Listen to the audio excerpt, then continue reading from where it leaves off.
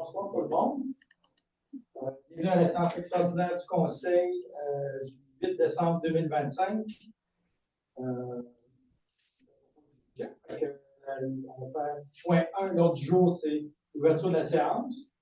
2, vérification des présences. 3, lecture et adoption de l'ordre du jour. 4, motion au règlement de taxation 2026. 5, période de questions générales écrites et verbales. Et numéro 6, levée de la séance ordinaire. Extraordinaire, excusez-moi. Extra. On est extraordinaire aujourd'hui. Parfait. Okay, on peut commencer. Là, il est 7 heures. On est un petit peu en retard. Il est 7h04. Vérification des présences. On a le quorum. C'est beau. Lecture et adoption de l'ordre du jour. Je propose. Je seconde, François. François seconde. Avis de motion, règlement de taxation 2026. Avant, on va faire les grandes lignes du règlement. On peut le faire.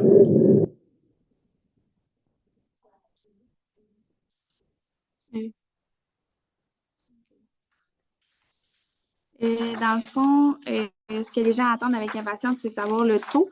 Donc, c'est à 64 du 100 d'évaluation. Et ensuite, pour ce qui est du service pour la collecte des matières résiduelles, donc les montants restent les mêmes. Donc, pour le résidentiel, c'est 300 l'hébergement, 350 le commercial, 400 et l'industriel, 1000 Pour ce qui est de la vidange des bouts des fosses septiques, c'est 139 pour une occupation permanente, donc une vidange aux 2 ans, et 70 pour une occupation saisonnière, donc une vidange aux 4 ans. Ensuite, pour ce qui est du paiement en plusieurs versements, dans le fond, les conseillers ont choisi d'y aller avec 4 versements cette année. Donc, le 1er avril 2026, le 1er juin 2026, le 1er août 2026 et le 1er octobre 2026. Pour ce qui est du supplément de taxation, donc toutes les taxations supplémentaires ou complémentaires qui ont un montant supérieur à 300 c'est aussi avec 4 paiements. Donc, au bout du 30e jour, 60e jour, 90e jour et 180e jour. Et ensuite, pour ce qui est du droit de mutation, c'est 30 jours suivant la facture reçue. Le taux d'intérêt pour tout paiement en retard est de 12 pour l'année financière 2026. Tout chèque retourné pour insuffisance de fonds ou dont le paiement aurait été arrêté, c'est 50 pour les frais. Si jamais il y a des comptes de taxes en crédit, la municipalité n'est pas tenue responsable dû au déversement additionnel versé, qu'il soit intentionnel, non volontaire ou effectué. Mais le propriétaire peut toujours demander d'avoir un remboursement si jamais c'est un trop perçu de la municipalité. Ensuite, pour ce qui est du 4e avis de rappel des comptes en souffrance, donc si jamais nous devons envoyer un courrier recommandé, il y a des frais de 30 qui vont s'appliquer, s'ajouter à la facture pour l'envoi de ce courrier recommandé. Donc, ça me prend quelqu'un qui dépose l'avis de motion et dans le fond, juste aviser que le règlement il est disponible à la municipalité et que vous en avez reçu toute une copie.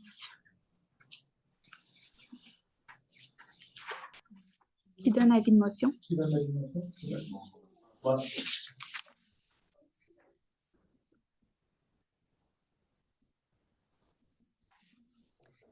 Point numéro 5. Période de questions générales, écrites et verbales. Est-ce qu'il y a des questions? Il y a juste quelqu'un qui cherche le lien. Il faudra le trouver. Il est sur, je ne suis pas capable de mettre sur Facebook, il est sur la page. Oui, dans le fond, oui, sur où est-ce qu'il y a les procès-verbaux et les ordres du jour. Ou sinon, je n'ai pas de questions dans le chat.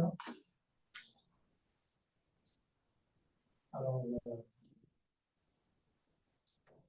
oui. Exact. Je propose.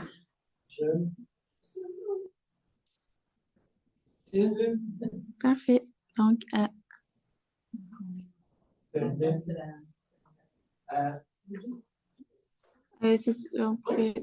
La date de présentation du budget sera dans le fond, le 16 décembre, Ouais. une séance extraordinaire. L'avis public va être mis en ligne à la suite de la séance de ce soir. Le budget va être présenté le 16 décembre prochain. À 19h09. Merci beaucoup tout le monde. C'était vraiment extraordinaire.